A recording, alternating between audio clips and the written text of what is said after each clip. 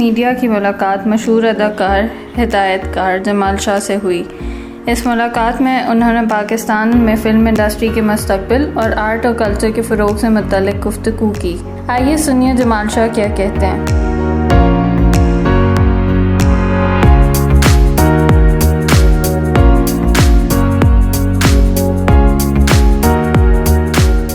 Complement کروں گا chairman C D A کو اور ان کے ایک ویژنری اور کنسرنڈ ڈیسیجن کو۔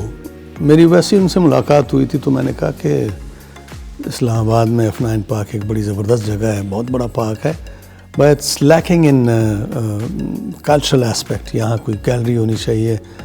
میں نے ان کو مثال دی ہائیڈ پارک کی، میں نے کہا ہائیڈ پارک اگر آپ گئے ہو تو وہاں سرپنٹائن آرٹ گیلری ہے جو بڑی اچھی ہے۔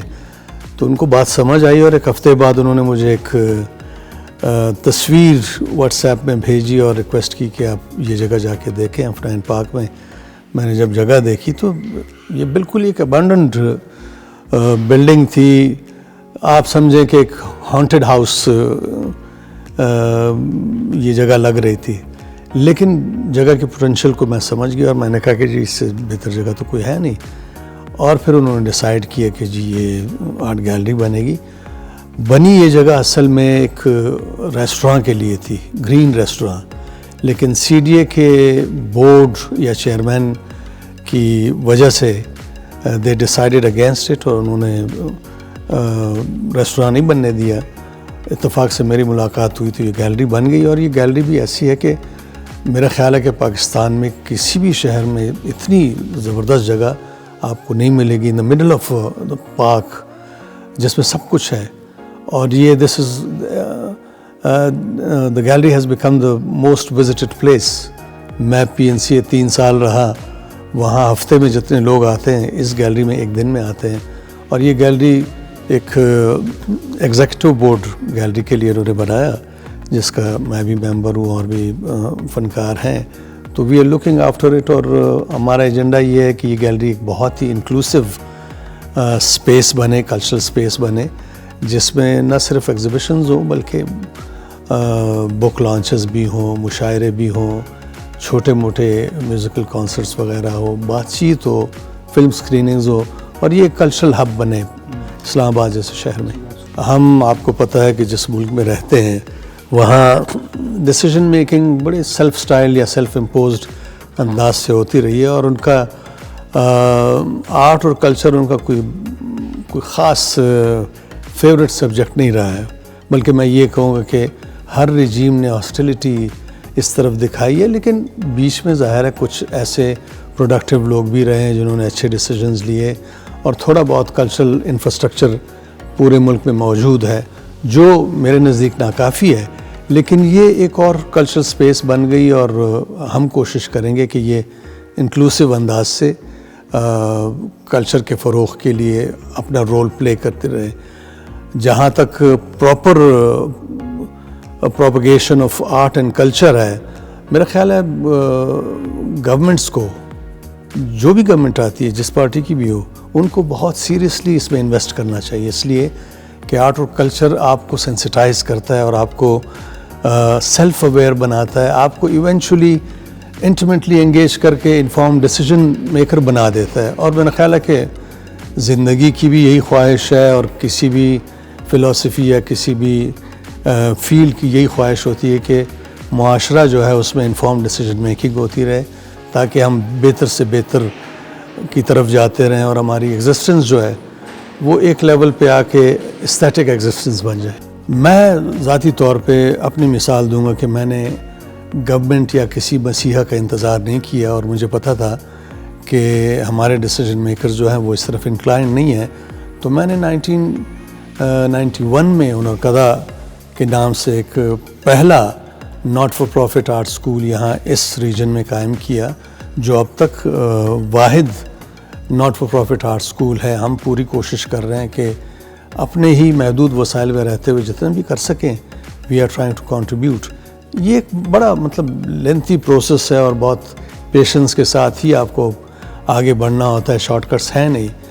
جو چینجز پالیٹکس کے ذریعے آتی ہیں وہ شاید اتنی لاسٹنگ نہ ہو، لیکن جو چینج آرٹ اور کلچر کے ذریعے معاشروں میں آتی ہے وہ بڑی لاسٹنگ ہوتی ہے اور اس کا امپیکٹ رہتا ہے.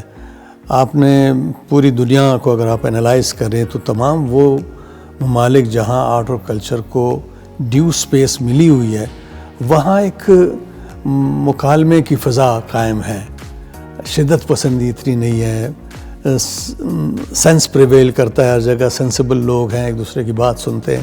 لیکن جہاں اس چیز کی نفی ہے, میں مثال دیتا ہوں ہمارے 40 سالوں کی, جب بائی ڈیزائن ہمارا کلچرل نیریٹو جو تھا وہ ڈسمینٹل کیا گیا افغانستان میں یا پشتون بیلٹ میں, تو اب آپ دیکھیں کہ وہ ہم کتنے ولنریبل ہو گئے ہیں, کتنے متشدد ہیں ہم کہ ایک بندہ دوسرے کی بات ہی نہیں سنتا ہے.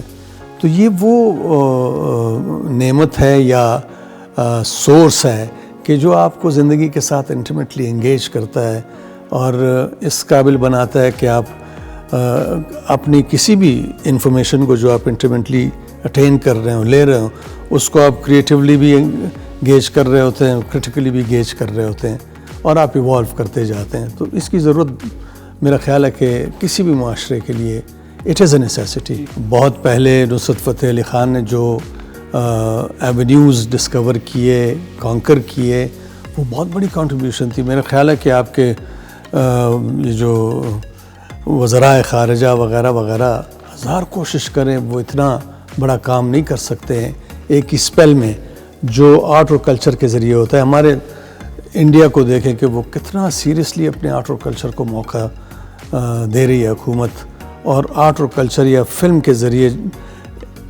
انڈین بزنس یا انڈین کلچر یا یعنی انڈین ہونا جس طرح سے پروموٹ ہوا ہے, میرا خیال ہے اگر یہ چیزیں نہ ہوتی تو انڈیا اس وقت کا 25% بھی نہ کر سکتی.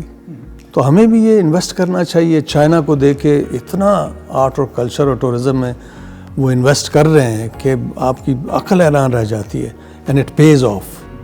وہ بہت زبردست طریقے سے اکانومی کو انرجائز کر رہی ہے. دس از کریٹیو اکانومی. کریٹیو انڈسٹریز ہیں جو آپ کے ہر فیلڈ کو کمپلیمنٹ کرتے رہتے ہیں اور اس کو انہانس کرتے ہیں, اس کی کیپیسٹی کو, کیپیبلٹی کو انہانس کرتے ہیں. پاسٹ 40 ایئرز یا 4 ڈیکیڈز پاکستان میں یا افغانستان میں اتنی کہانیاں جمع ہو چکی ہیں جو ساری کی ساری انٹرنیشنل کیلیبر کی کہانیاں ہیں جس کو آپ پوری دنیا کو سنا سکتے ہیں. شرط یہ کہ آپ کے پاس بیان کرنے کا طریقہ ہو. جیسے آپ نے ایرانیوں کی بات کی, ایرانی سنیما جو ہے وہ ان کے ہیریٹیج اور لٹریچر سے اسٹرینتھ ڈرائیو کرتا ہے. ہمارا سنیما ذرا سا ویورڈ ہے, ذرا سا اسکیٹرڈ ہے, کبھی کبھی کوئی چیز آ جاتی, جیسے آپ نے جوائے لینڈ کا ذکر کیا, میں اس کو بھی ایک شاک ویلیو کے اعتبار سے امپورٹنٹ وہ سگنل سمجھتا ہوں. لیکن یہ چیز کنٹینیوسلی ہونی چاہیے. اوتھینٹک کہانی, ریلیونٹ کہانی اگر آپ اپنے چادر میں ہی رہتے ہوئے سنانے کا ہنر سیکھیں, کہنے کا ہنر سیکھیں, تو میرا خیال ہے کہ آپ بھی ایرانی سنیما کی طرح یا ٹرکش سنیما کی طرح اپنے لیے ایک جگہ بنا سکتے ہیں. اس لیے کہ یہ زمین ہے تو بیسیکلی سٹوری ٹیلرز کی زمین ہے, تو کوئی وجہ نہیں ہے کہ ہم بہت اچھا کام نہ کر سکیں.